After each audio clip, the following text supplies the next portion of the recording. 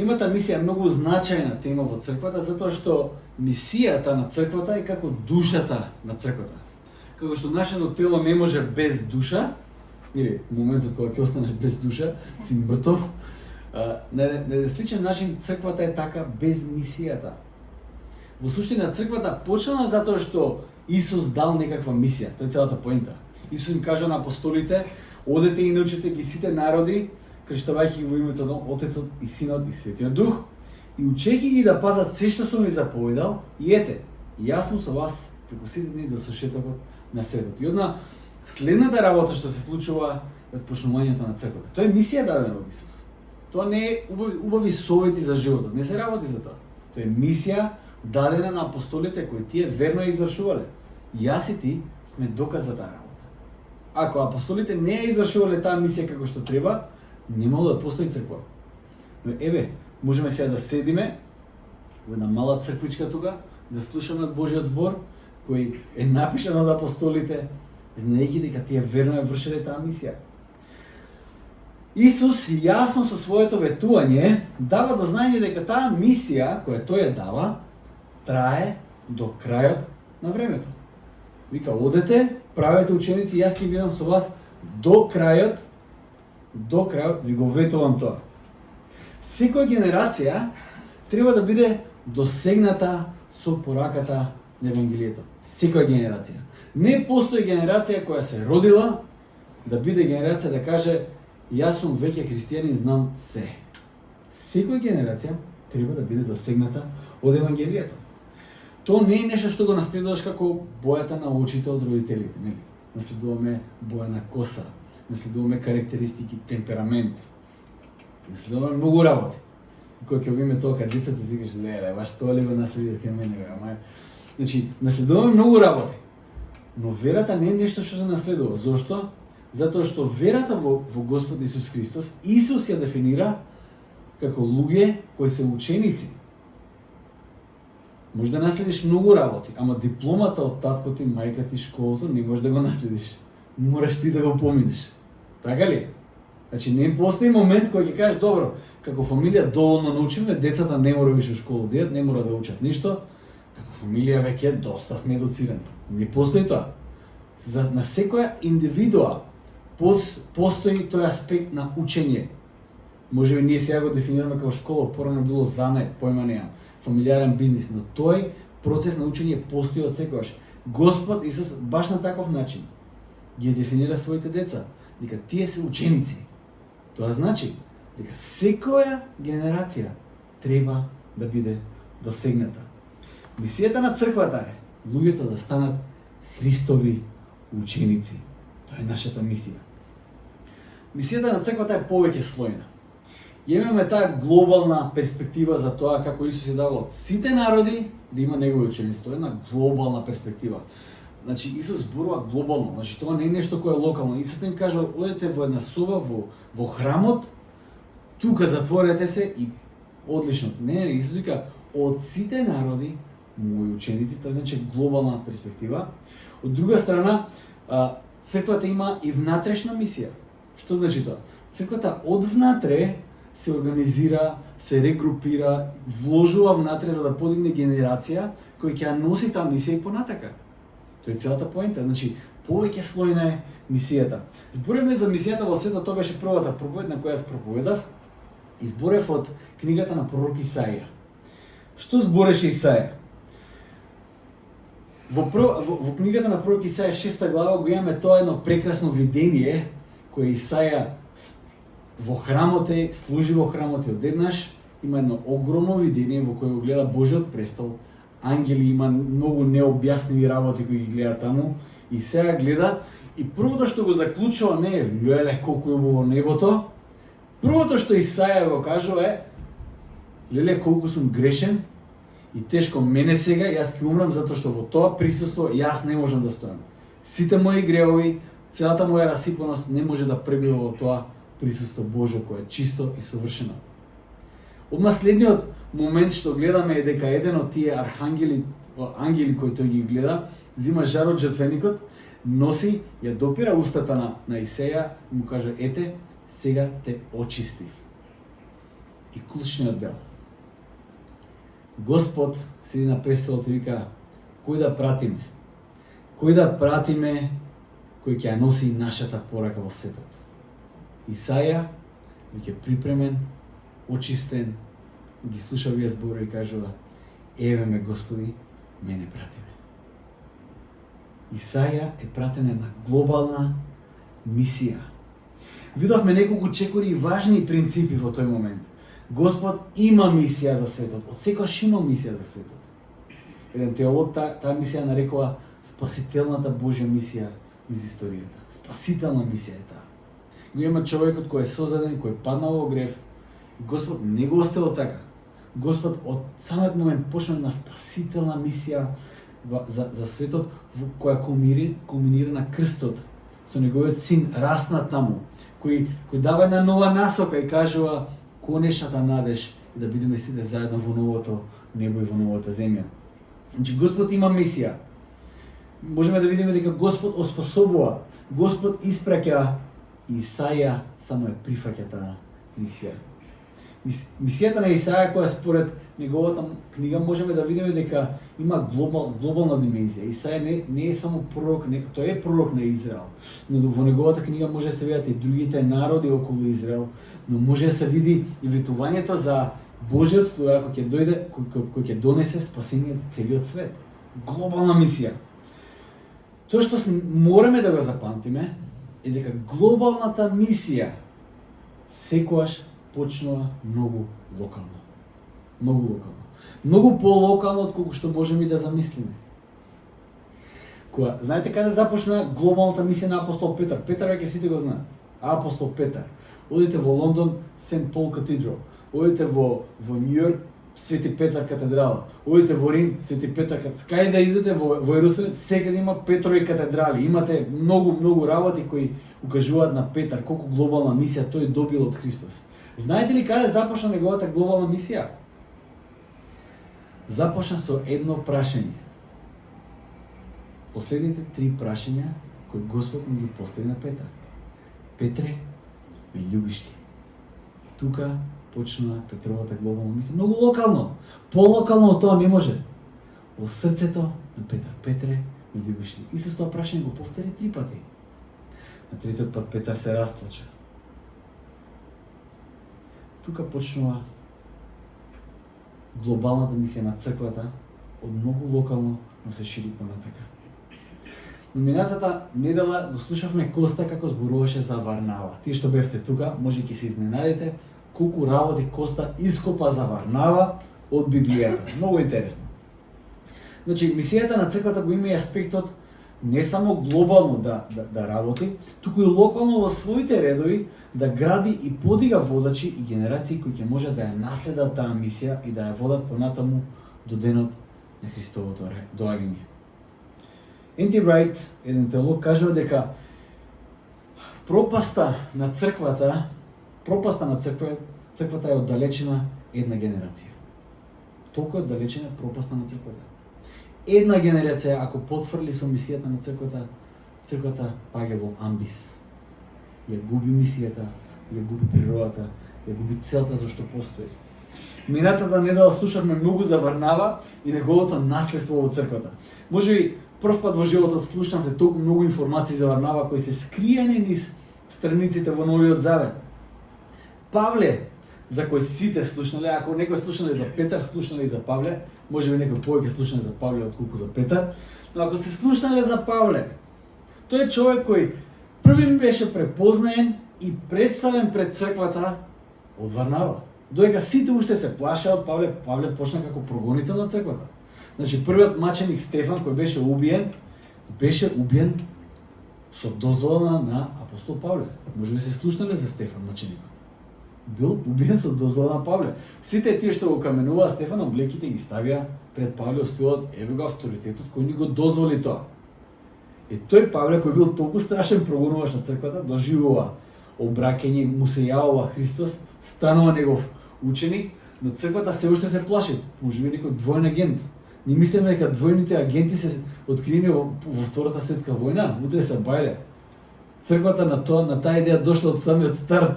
Си како Павле еден таков двоен агент дојде тука, демек, он е христијанин, другаров, а ни открија цела мрежа на пријателства што ги имаме, на верници, може сите да не стави во затвор, да не испоубие. Се плашеле од Павле. Но Варнава го носи, го представува и така Павле го добива својот статус и својата мисија. Евангелистот Марко, чие евангелие го читаме денес, и чие евангелие веројатно првото напишано евангелие според кое се водели и другите евангелисти. И некој кој дури и Павле од кој се откажал. Не сакал да го земе Марко со нив на едно патување, се скарале со Варнава. Павле и Варнава се скарале, замислите, заради Марко. Но Варнава го гледа Марко и гледа потенцијал кај него. И го зима под своја закрила.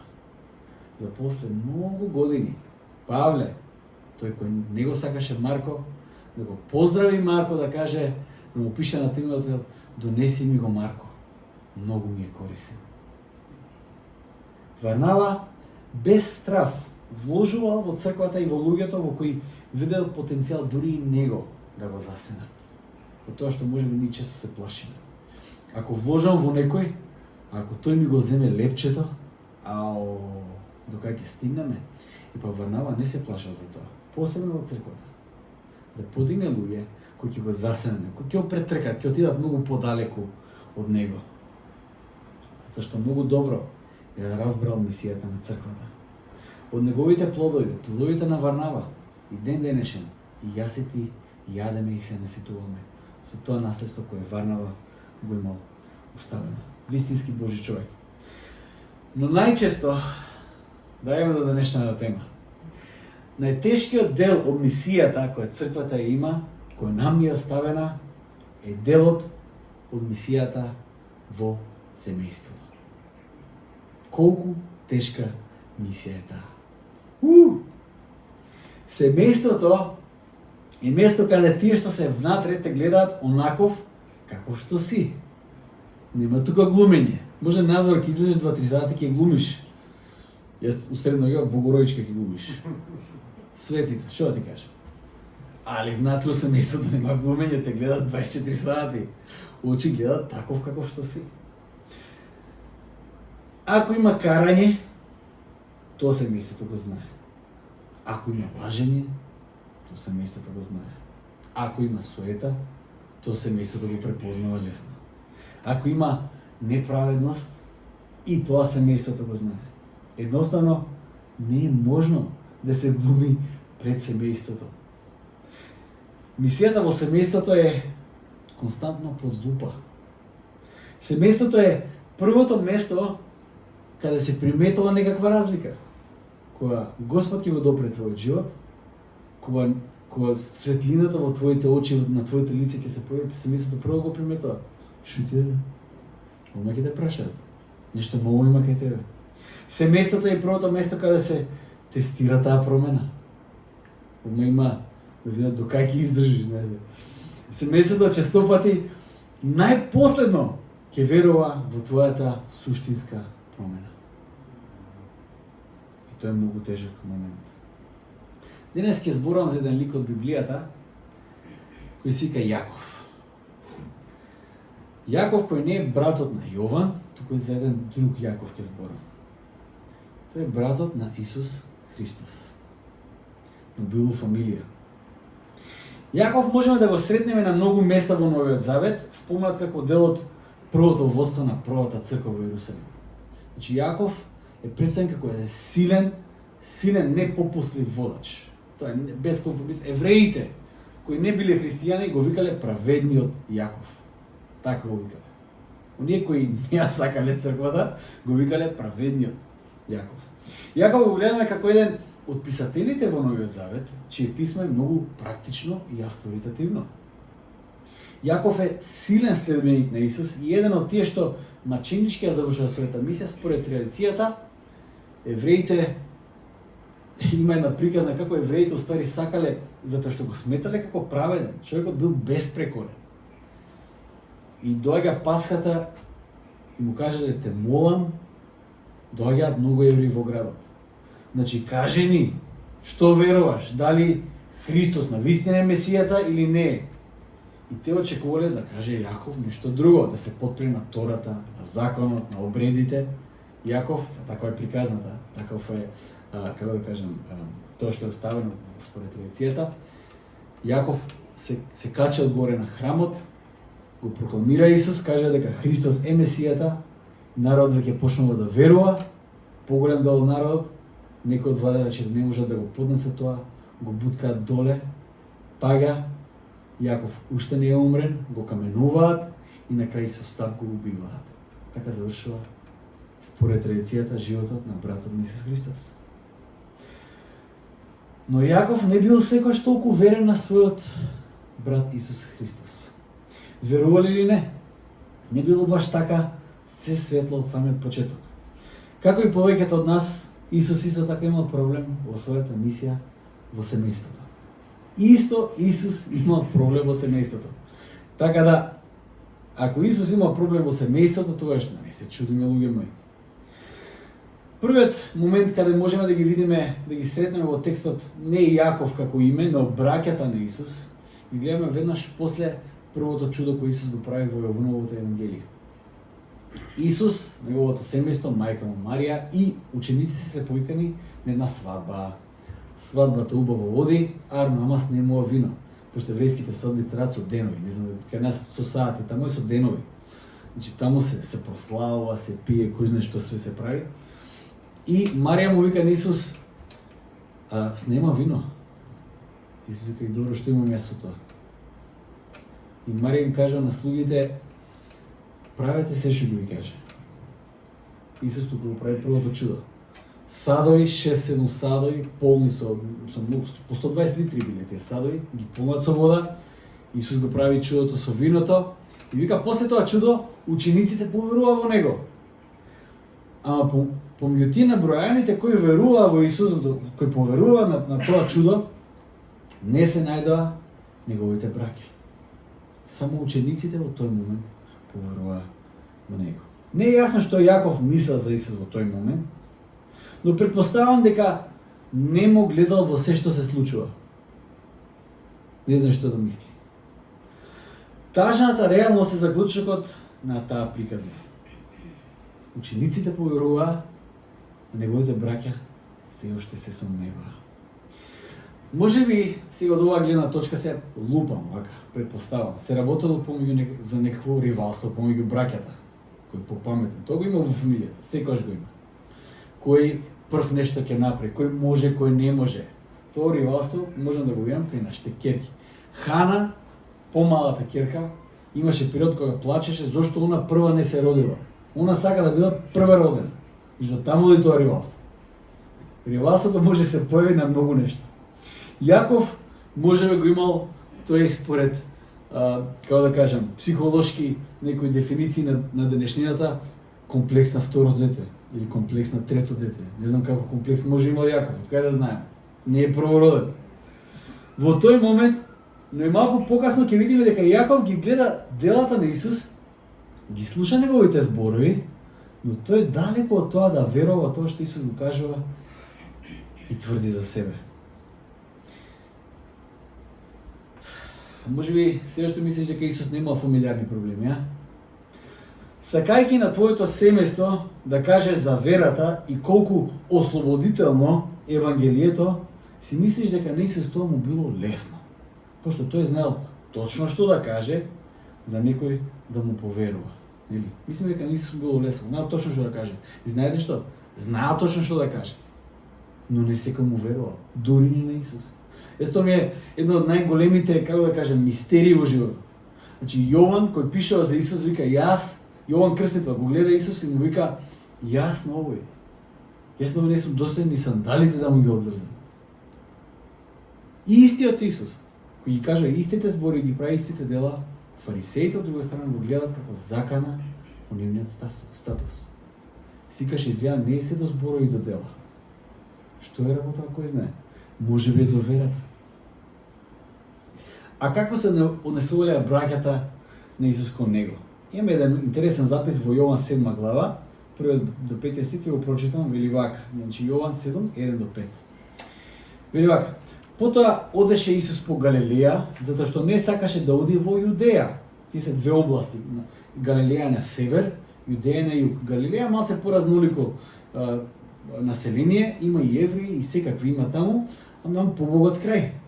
А Јудеја доле, кај што е Ерусалим, кај што е храмот, они се малце порелигиозни. Ако сакаш да бидеш религиозен, одиш во Јудеја. Ако сакаш да бидеш богат, во Галилеја. Значи Исус оди во Галилеја, затоа што не сакаше да оди во Јудеја, бидејќи јудејците сакаат да го убијат. Тоа е 7 глава од Евангелието, колку рано јудејците веќе имаат стокмено план да се отарасат од него. Се приближуваше пак јудејскиот празник Сеници. Тогаш браќата негови му рекоа: излези од овде и оди во Јудеја, та и учениците твои да ги видат делата што ги вршиш. Зашто никој не прави ништо тајно кога сака да се прочуе. Што мислат браќата на Исус за Исус? Што мислат во тој момент, да? Вика, ако ти ги вршиш овие работи, тогаш покажи се пред светот. Оди бе, друже, покажи се кој си. Јован заклучува со 5 стих, вели, зашто и браќата негови не веруваа во него. Неговите браќа му се подсмеваат и мислат дека намерите кои ги има Исус да го прави тоа што го прави е само заради популарност. Исус е првиот селебрити тука, нече. Мислиме дека има нешто ново у светот некогаш, вемо. Многу ретко се нови работи кои се појават. Можеби во првиот век луѓето немале iPhone, но се што е во човечката природа го имало и тогаш. Се. Еве, браќата мислеа дека Исус сака да биде селебрити. Јован евангелистот заклучува дека браќата негови не верувале во него. Ако имал Исус проблем со неговото семејство и неговите браќа да веруваат во него, тогаш што станува за мене и за тебе? Што се чудиме? Веројатно помеѓу таа група на браќа е и Јаков. Има муабети кои честопати во фамилијата знаеме да ги чуеме. Ако го знаеме, брат ми. Те знаеме кај растеше, бе, друже. Ги знаеме сите твои муабети и тајни и работи што си ги правил. Знаеме каков беше, не ми попове сега те молам. Има една старо југословенска изрека што викаме: те знам, пушко, кад си пиштолј била. Не ми кажа ти мене, молим те. Што глумиш сега лудило? Тоа се честите препреки кои се местата ги имаат пред очи, поради кои не си допуштаат да ги слушнат зборовите кои ти можеби имаш да ги кажеш. Тоа се препреки пред семејството кои сами си ги стават. Збори колку сакаш, но тоа што те познаваат многу време, некако стои на патот да поверуваат дека нешто реално и суштински се има сменето кај тебе. И знаете што? Со право. Затоа што многу од нас ќе одат и поминуваат низ секакви фази во животот. Ако христијанскиот живот е фаза кај тебе, тоа ќе се покаже. Реално. Ќе се покаже. И знаете што? Тоа беше првиот тест кој првата црква го има. Првата црква е зборува за ослободување, за вера, за надеж. И знаете што? Овие другите околу, да, ќе им помине. Една година, 2, 5, 15, не поминува таа фаза. Од друга страна, се обновуваат односи, се обновува општеството. Сега, можно ли е еден таков живот исполнен со вредности и доблести да биде реален? Можно ли е тоа? Можно ли е човек да има сила да живее еден таков живот? Можно ли е? Црквата кажува да, можно е. Зашто сега не сме сами. Имаме сила од Бог кој ни дава да го живееме тој доблесен живот. Прв кој го тестира тој доблесен живот е семејството. Значи, го гледаме Јаков, дел од толпата која се сомнева во Исус, но понатак во Библијата го гледаме Јаков кој бил братот на Исус, кој не само што поверувал, туку бил и силен водач во првата црква кој напишал едно прекрасно послание до црквата. Го има Јаков кој често пати знаел да пресече во црквата. Црквата не знае што да прави, Јаков вака ќе прави. И пишуваат писмо, што и да е. Јаков пресекува, многу авторитативен тип. Што се случува во меѓувреме и како Јаков поверувал? Што се случува? Има една парабола за два сина кои Исус ја кажа, во која нема да одиме контекстуално да видиме кај што се случува, што зборува параболата, ќе искористам само приказната. Параболата гласи вака. Матеј 21 глава 28 до 31 стих. Вели вака. Што мислите за ова? Исус ги поставува прашање на фарисеите и учителите во тој момент. Еден човек имаше два сина. Па отиде кај првиот и му рече: "Сине, оди денес да работиш на моето лозие." Тој одговори и рече: "Не сакам." Но потоа се покаја и отиде. Отиде и кај вториот и му рече истото. Тој одговори: "Ќе одам, Господаре." Но не отиде. Кој од двајцата исполни татковата волја? Му рекоа првиот. Параболата е приказна, кажана за контекстот во семејството на таткото со двата сина.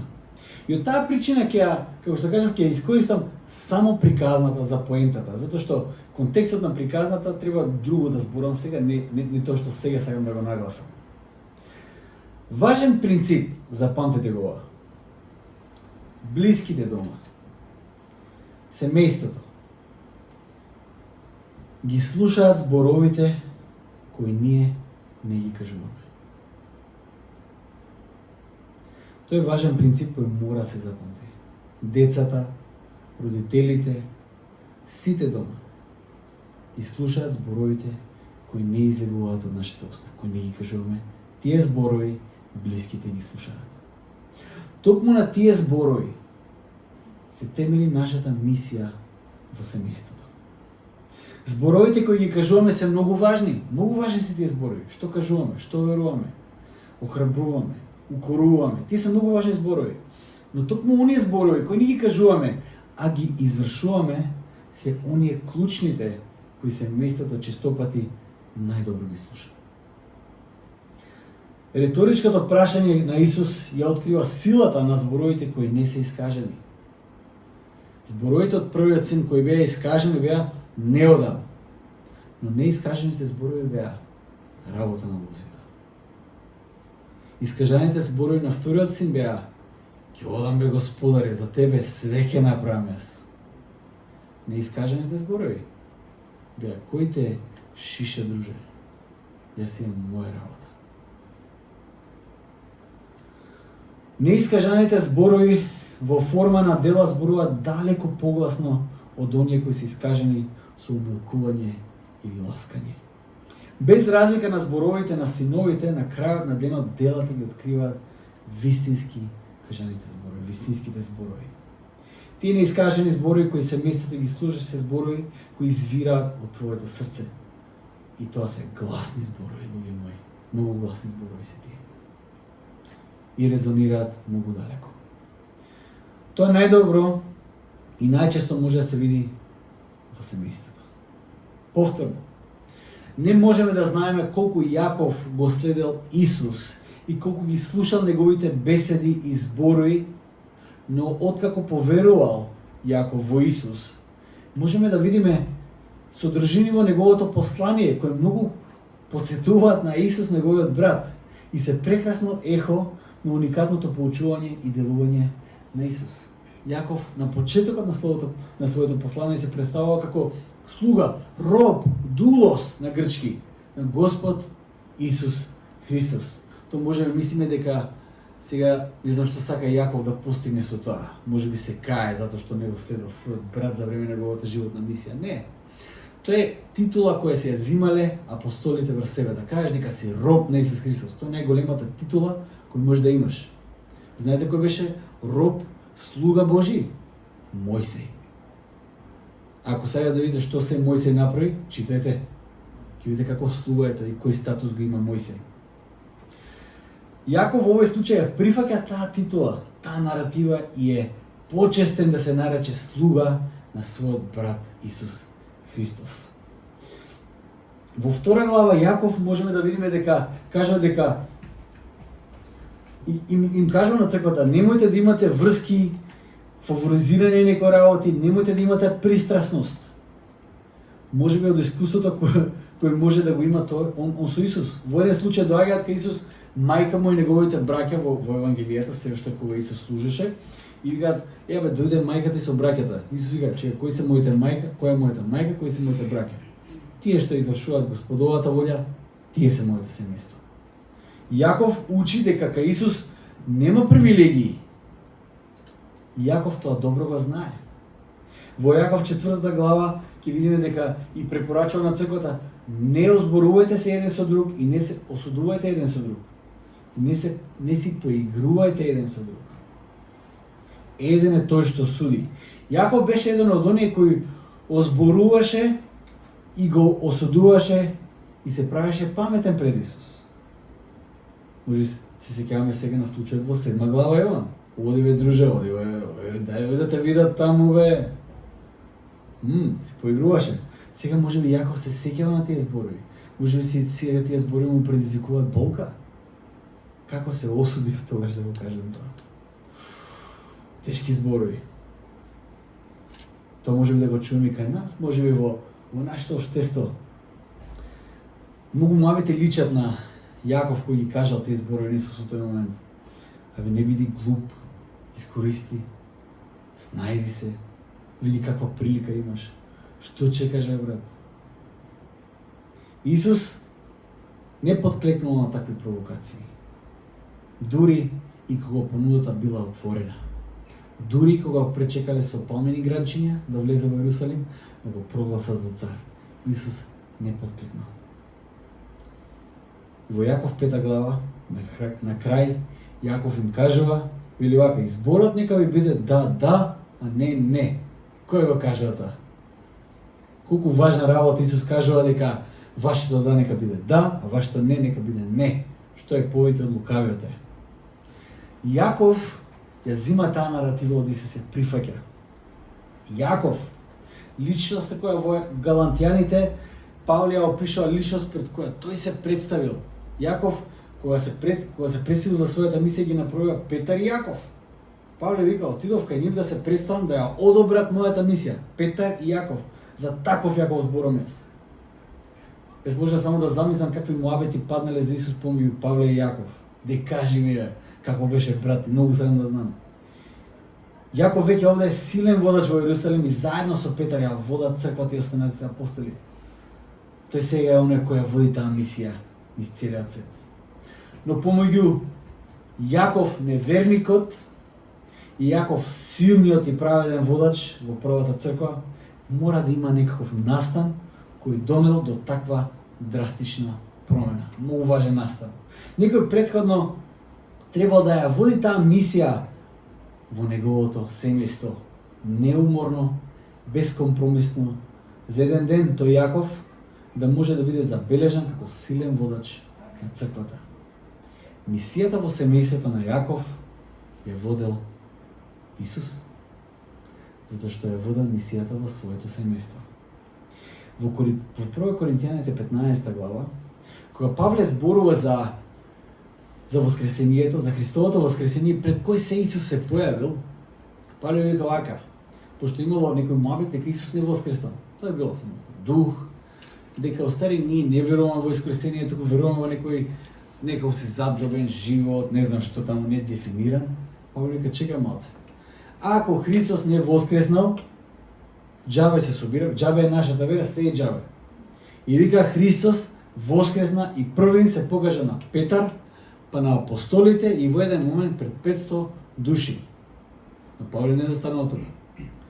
После се покажа на Јаков и на останатите апостоли.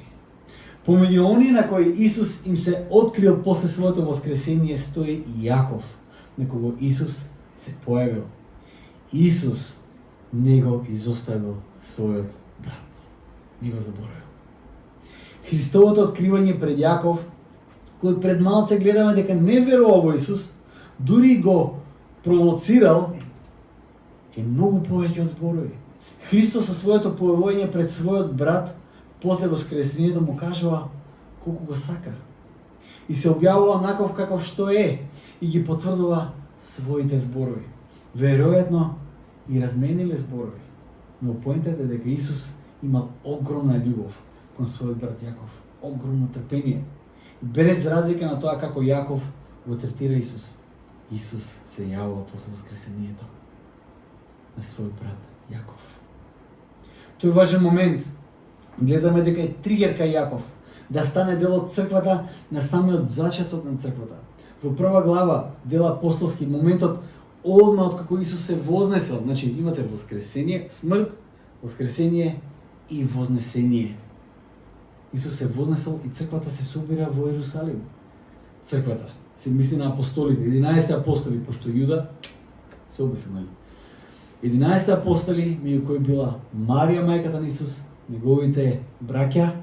Јаков се уште тука не е именуван, затоа што е ново нешто, може и ново верата, ново целата таа работа доаѓа и тоа е таму заедно со апостолите во молитва. Но подоцна можеме да го приметиме авторитетот со кој тој ја води првата црква. Исус мисијата во своето семејство ја вршил безпрекорно. Не ја запостојал. Има многу важна мисија да го спаси целиот свет. Това е многу важна мисија. Обично луѓе кои имаат мисија да го спасат светот во филмовите, обично, не знам дали сте го гледале Die Hard. Умри машки. Ви текнува сега. Со Брус Вилис. Значи он со едно мало пиштолче и мајца на прерамки спасува цел аеродром и град таму и цел свет од нуклеарки. Арнома, фамилијата му е у крах. Зошто? Ама, оправдано е. Пошто човекот го спасува цел свет, нели? Исус го спасува цел свет. Но тој се враќа и по својот брат Јаков.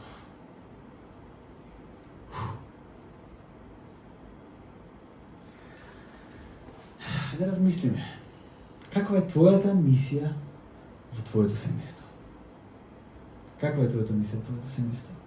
Кои зборови кои не излегуваат од твојата уста ги слуша твоето семејство? Кои се тие зборови кои ги слуша твоето семејство?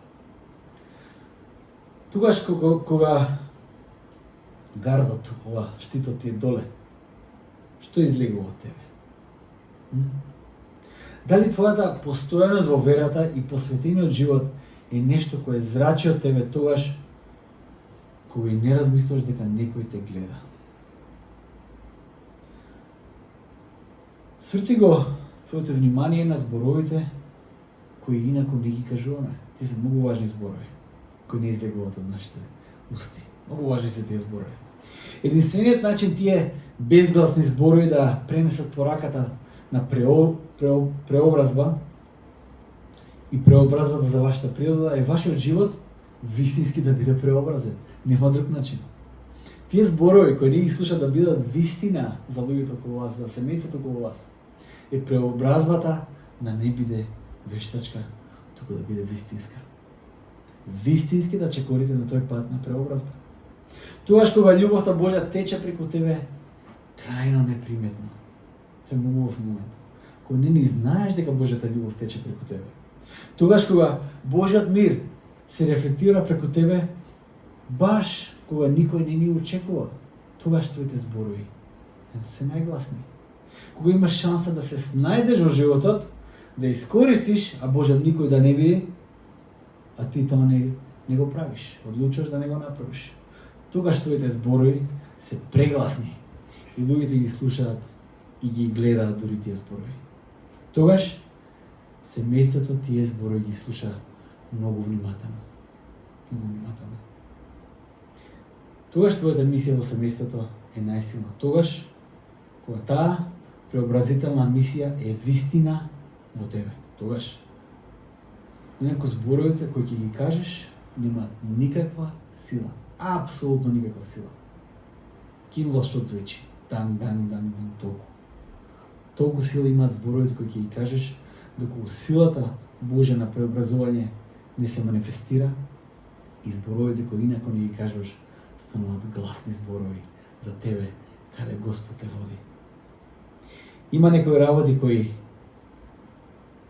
не проаѓаат незабележливо. Порано или подоцна, будното око во семејството ќе го забележи она што Исус го менува во тебе. И тоа е прекрасен момент. Затоа што знаеш дека Христос ја води таа битка внатре во тебе. Христос те донел до скалилото на покаяние. Христос ти простил. Христос те обновил. Христос те откупил. И Христос ти дава сила да продолжиш понатака. Се од Него. Се од Него. Не можеш ништо да додадеш. Само да го прифатиш тоа што Тој го има за тебе. И само да бидеш како една река која тече преку тебе. Тој е вистинскиот Божи благослов. Не се собира, не се става у магацин да имаш што повеќе. Природата на Божиот благослов е да тече преку тебе. Тогаш тие зборови кои не се искажани стануваат вистински гласни за семејството. И вашата мисија во семејството станува реална, затоа што преобразбата е реална. Ајде се молиме.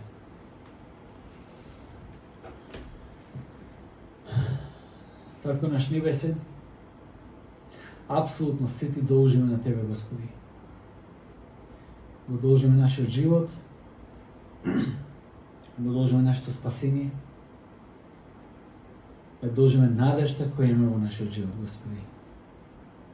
Татко мој ти благодарам, затоа што и во нашите најтемни моменти, Господи Боже мој, во нашиот живот, ти гледаш на нас со љубов, го гледаш нашиот потенцијал и безрезервно се даваш, Господи Боже мој. Како што вика Библијата, уште кога бевме грешни, ти умре за нас. Не те заслуживме со ништо, Господи, но те примаме преку благодат и со благодарствено срце, Господи Боже мој. Те благодарам за се што даваш. Те благодарам за оваа прекрасна мисија која има во нашите семејства, да ја носиме таа надеж на слобода и радост и простување од Тебе, Господи, повторно од Тебе. И сте молам, Боже, нека таа преобразба станува очигледна и видлива во нас, Боже мој. Само тогаш радоста е вистинска, слободата е вистинска и ослободувачка за оние околу нас. Прослави се, Господи, преку нашиот живот, преку се што правиме. На Тебе нека ти припадне целата чест и слава. Амин.